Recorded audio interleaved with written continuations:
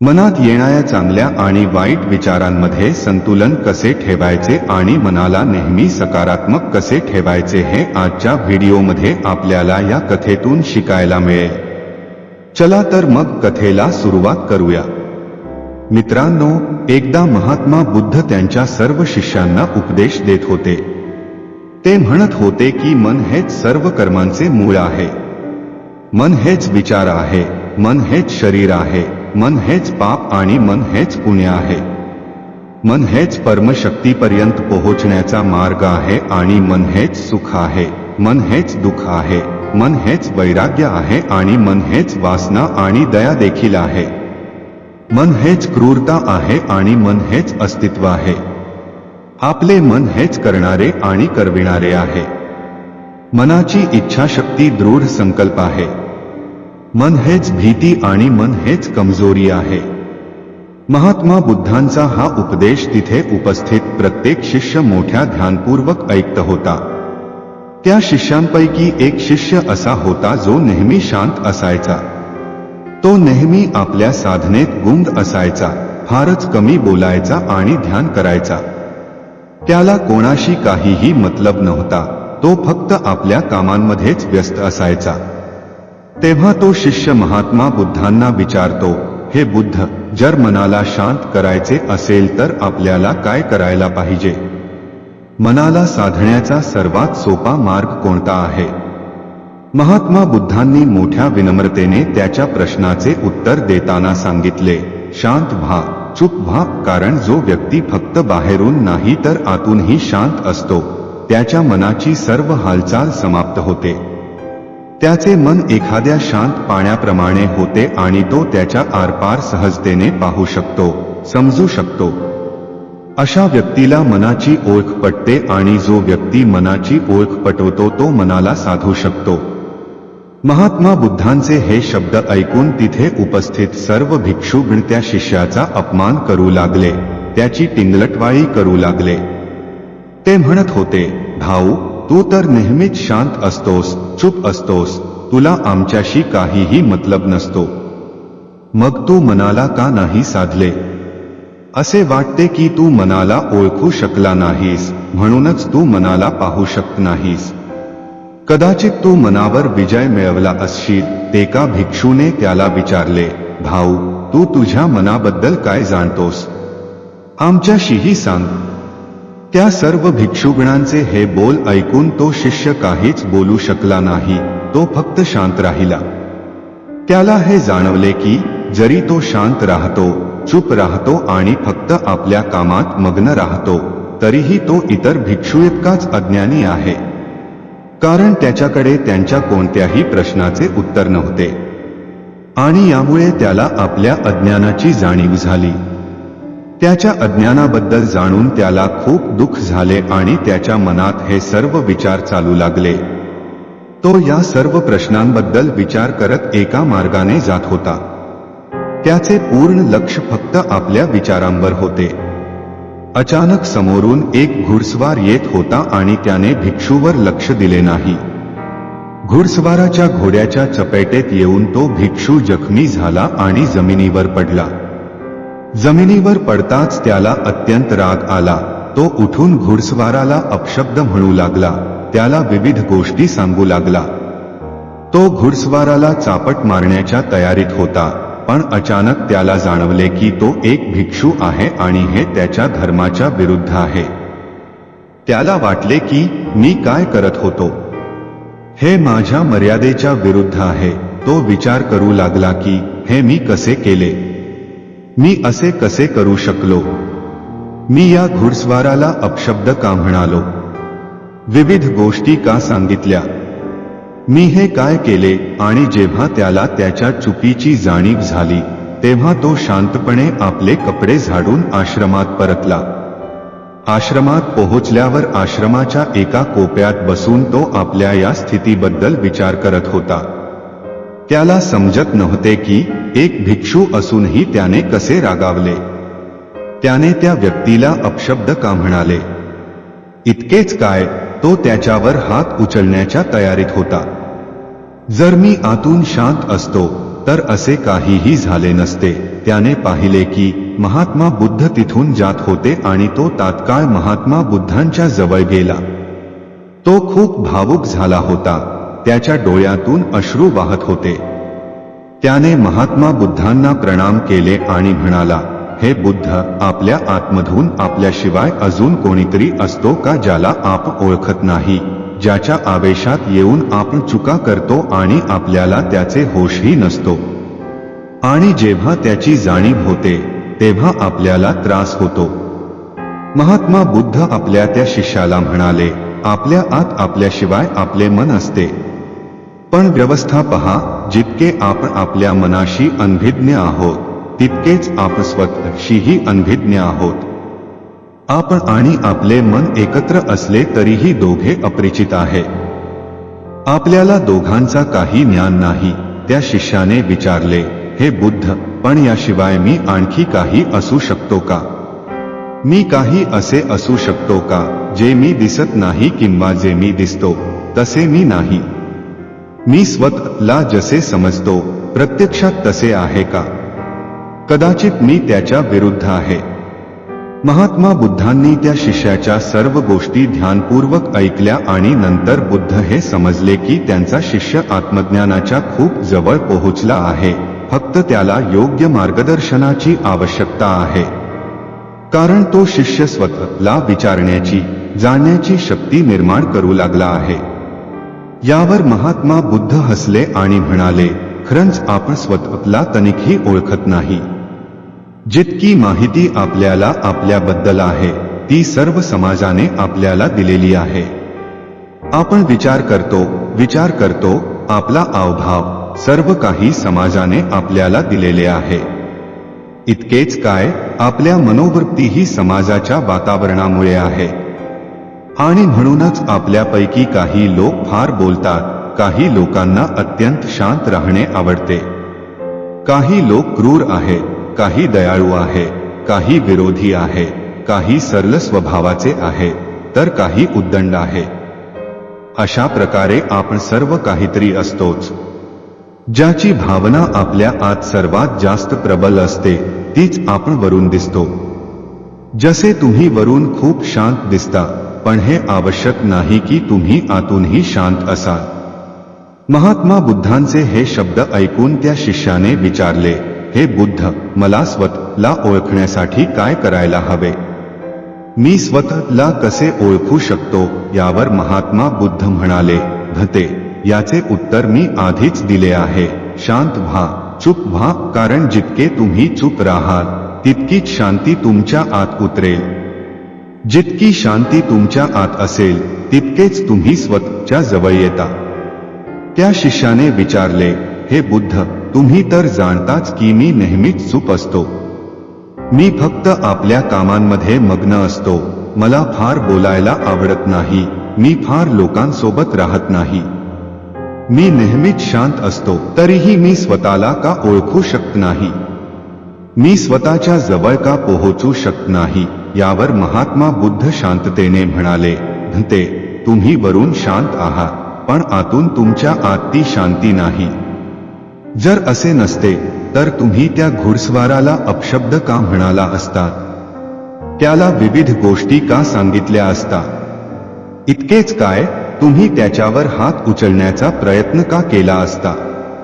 तुम्हाला हा राग कुठून आला? बुद्धांचे हे शब्द ऐकून त्याला त्याच्या चुकीची जाणीव झाली. त्याने तात्काळ आपले डोके खाली केले. महात्मा बुद्ध म्हणाले, शांत राहण्याचा अर्थ तोंडाने शांत राहणे नाही, तर आतून शांत होणे आहे. ही शांती शरीराच्या बाहेर नाही, तर आपल्या आत असली पाहिजे.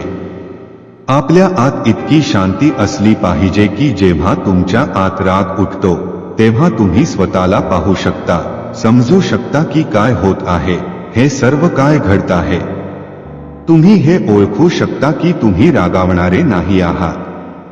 जर तुम्ही हे ओळखू शकला नाही तर तुमच्या आत बसलेला अंजान तुम्हाला राग करायला लावेल. कोणतीही परिस्थिती असो, तो तुम्हाला त्यात गुंतवेल आणि तुम्ही काही करू शकणार नाही. तुम्ही एका असहायाप्रमाणे फक्त बघत राहाल आणि जेव्हा ती परिस्थिती निघून जाईल तेव्हा तुम्हाला त्या परिस्थितीची जाणीव होईल आणि तुम्हाला पीडा होईल, दुःख होईल. आज तुम्ही राग केला आहे, कदाचित उद्या तुम्ही कामवासनेत गुंतू शकाल आणि तुम्हाला कळणारही नाही. शिष्याने विचारले, हे बुद्ध, तर तुम्हीच मला काही मार्ग दाखवा, तुम्हीच माझे मार्गदर्शन करा. मी विचार करत होतो की फक्त शांत राहून सत्याची प्राप्ती होईल, आत्मज्ञानाची प्राप्ती होईल. पण फक्त शांत राहून मी स्वतःलाही ओळखू शकलो नाही आणि आज माझा हा भ्रमही तुटला आहे. मला हे कळले आहे की जेव्हा मी स्वतःलाही ओळखू शकलो नाही तेव्हा मी आत्मज्ञानाची प्राप्ती कशी करू शके. हे बुद्ध, माझ्या आत अजून कोणी आहे, एखादा मित्र आहे ज्याला मी ओळखत नाही. कृपया माझी त्याच्याशी ओळख करून द्या. हे तथागत, मला योग्य मार्ग दाखवा. यावर महात्मा बुद्ध हसले आणि म्हणाले, धते, यासाठी तुम्हाला तुमचा हा स्वभाव सोडावा लागेल. जसे तुम्ही सर्वांना वरून शांत दिसता पण आतून तुम्ही शांत नाही आहात. म्हणून एखाद्या एकांत जागेवर जा जिथे तुमच्याशिवाय कोणीही नसेल. तिथे जाऊन तुम्हाला जे बोलायचे आहे ते बोला. ओरडायचे आहे, ओरडा. चिडायचे आहे, चिडा. आतमध्ये कोणताही शब्द नाही उरला पाहिजे, कोणताही विचार नाही उरला पाहिजे. मग माझ्याकडे या, तेव्हा मी तुम्हाला योग्य मार्ग दाखवी. शिष्याने महात्मा बुद्धांचे म्हणणे मान्य केले, त्यांना प्रणाम केले आणि एका डोंगराकडे निघाला. त्या डोंगरावर चारही बाजूने हिरवळ होती, शांत वातावरण होते आणि तिथे कोणीही नव्हते. तो शिष्य एकांत होता आणि त्याने बोलणे सुरू केले.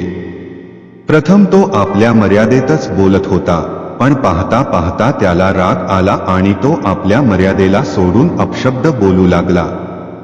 आता अपशब्द बोलताना त्याला इतका आनंद येत होता की त्याने सर्व मर्यादा ओलांडली आणि त्याच्या मुखातून जे काही येत होते ते तो बोलत होता. पाहता पाहता त्याने आपले सर्व वस्त्रही काढले. जे काही त्याच्या मनात येत होते ते तो करत होता. तो कधी जोरजोरात हसत होता, कधी जोरजोरात रडत होता, कधी पळत होता तर कधी नाचत होता. असे करताना त्याला बरेच वेळ गेला आणि पाहता पाहता तो आता शांत झाला होता. त्याच्या मुखातून आता शब्द बाहेर येत नव्हते. त्याचे शरीरही आता थकले होते आणि ज्याच्या आवेशात येऊन त्याने ती चूक केली होती तो आवेशही आता अनजान कुठे गायब झाला होता. त्याच अवस्थेत तो लडखट महात्मा बुद्धांच्या जवळ पोहोचला. महात्मा बुद्धांनी आपल्या शिष्याला या अवस्थेत पाहून ते खूप आनंदी झाले. त्यांनी आपल्या शिष्याला आश्रमाच्या बाहेर हिरवळीवर झोपवले, जिथे चारही बाजूला हिरवळ होती. चारही बाजूला थंडगार वारे वाहत होते, तारे टिमटिमत होते. शिष्याने महात्मा बुद्धांना विचारले, हे बुद्ध, हे सगळं काय आहे?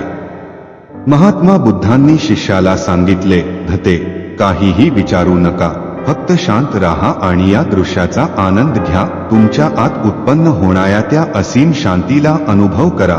शिष्याने महात्मा बुद्धांचे शब्द ऐकले आणि आकाशातल्या तारांकडे पाहत राहिला. पाहता पाहता चंद्र देखील उगवला. त्याने आपल्या आत असीम शांती अनुभवली, एक अशी शांतता जी काही बोलण्यासाठी तयारच नव्हती. तो तासनतास तिथे झोपून राहिला, त्या दृश्याचा आनंद घेत राहिला. ते सर्व काही अनुभवल्यानंतर तो उठला आणि महात्मा बुद्धांच्या जवळ गेला.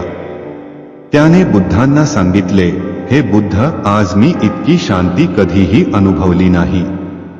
आज मला खूप चांगले वाटत आहे, मला खूप हलक वाटत आहे. असे वाटते जणू आज मला एक नवीन जीवन मिळाले आहे. माझ्या आत देखील मीच आहे, पण हे बुद्ध, मी अजूनही माझ्या स्वतःला ओळखू शकलेलो नाही. यावर महात्मा बुद्ध म्हणाले, धते, जर तुमची नजर समुद्राच्या लाटांवर असेल तर तुम्हाला फक्त हलचलच दिसेल.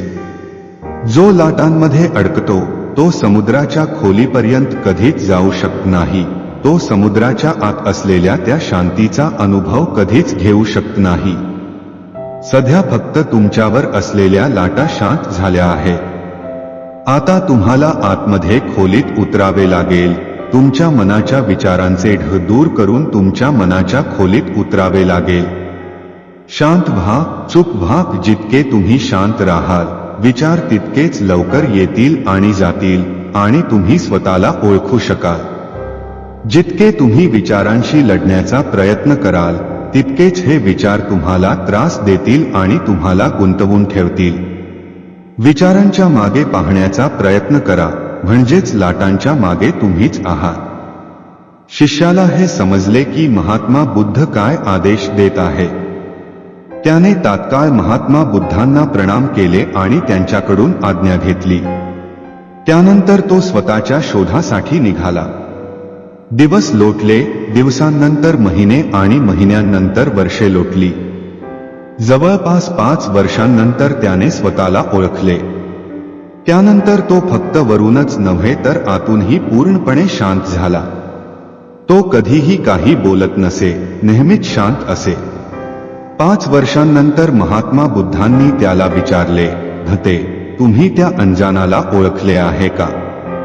तुम्ही त्याला ओळखले का, जो तुमच्या आत राहतो? यावर तो भिक्षू हसला आणि बुद्धांना म्हणाला, हे बुद्ध, आत बाहेर सर्वत्र तुम्हीच आहात आणि मी तुमच्या चरणात बसलो आहे. हे ऐकून बुद्धांनी त्याला इशारा दिला, भते, तो मी नाही. ते तुमचे मन आहे, ज्याच्या चरणात तुम्ही बसलेले आहात. तो तुम्हाला पुन्हा मायेच्या जाळ्यात अडकवत आहे. त्याच्या मायेच्या जाळ्यातून बाहेर या, त्याला तोडून पुढे जा, तेव्हाच तुम्ही स्वतःला ओळखू शकाल. त्याने महात्मा बुद्धांचे म्हणणे मान्य केले आणि पुन्हा ध्यानात गेला. त्याने पाहिले की समोर महात्मा बुद्ध उभे आहेत आणि त्यांच्या चरणात तो शिष्य हात जोडून उभा आहे. पण त्याने महात्मा बुद्धांना मार्गातून हटवले. महात्मा बुद्ध हटताच त्याने पाहिले की तिथे तोच भिक्षू उभा आहे. स्वतःला पाहून तो भिक्षू अचंबित झाला. जेव्हा तो ध्यानातून बाहेर यायचा प्रयत्न करत होता, तेव्हा त्याचे अंतःकरण म्हणाले, थांबा, तुमची यात्रा पूर्ण झाली आहे. मीच ती शक्ती आहे जी तुम्हाला सर्व काही देते. मी आज तुमच्यावर खूप प्रसन्न आहे आणि मी तुमच्या आतच राहते. अचानक त्याला महात्मा बुद्धांची आवाज ऐकू आली, भते, इथे थांबू नका, पुढे जा. त्याने महात्मा बुद्धांचे म्हणणे पुन्हा मानले, स्वतःला मार्गातून हटवले आणि पुढे गेला. जेव्हा त्याने आपल्या प्रतिबिंब म्हणजेच दुसऱ्या भिक्षूला हात लावला, तेव्हा तो भिक्षू पूर्णपणे पाण्यात मिसळला आणि अचानक चारही बाजूला शांती पसरली. चारही बाजूला अंधार झाला. सर्व काही पूर्णपणे शांत झाले, कारण त्या भिक्षूला आत्मज्ञान प्राप्त झाले होते. जेव्हा असे झाले, तेव्हा तो भिक्षू आपल्या अंतःकरणातच राहिला. बाहेर यायची इच्छा देखील नव्हती. तो भिक्षू त्या शांतीचा अनुभव घेत होता, त्या असीम शांतीचा आनंद घेत होता. तेव्हा अचानक महात्मा बुद्ध त्याला त्या शांतीतून बाहेर घेऊन आले. बाहेर आल्यावर त्याच्या मनात कोणतेही प्रश्न नव्हते, ना उत्तर देण्यासाठी काहीही नव्हते. तो फक्त शांत होता, चूप होता.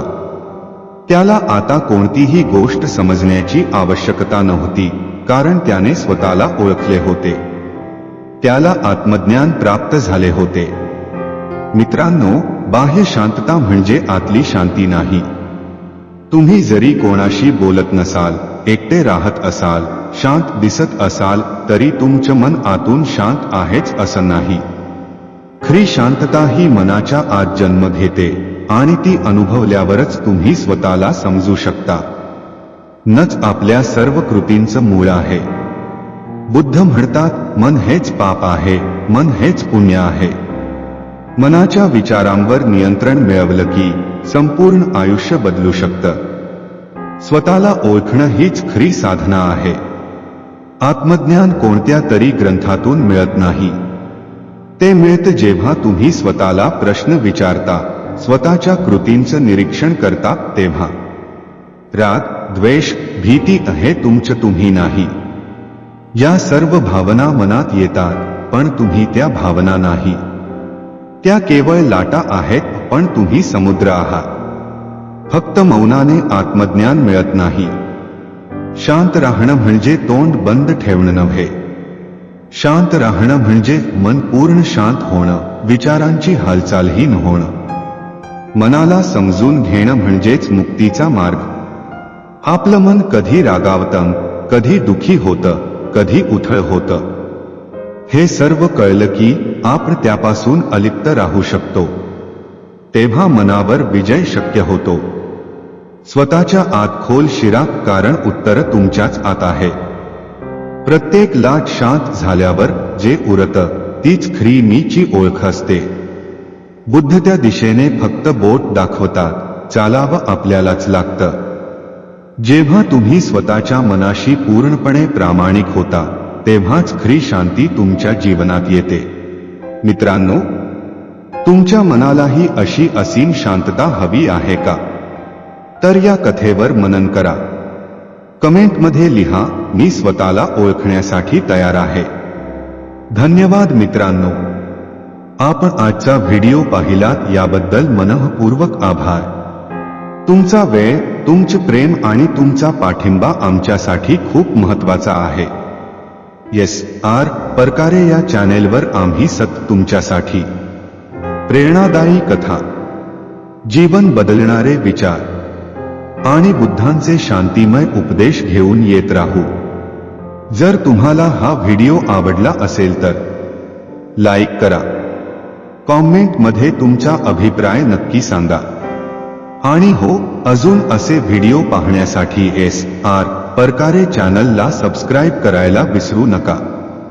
तुमचं प्रेम आणि विश्वास हेच आमचं बळ आहे. पुन्हा भेटूया नवीन विचारांसह, नवीन कथांसह. धन्यवाद. नमो बुद्धाय.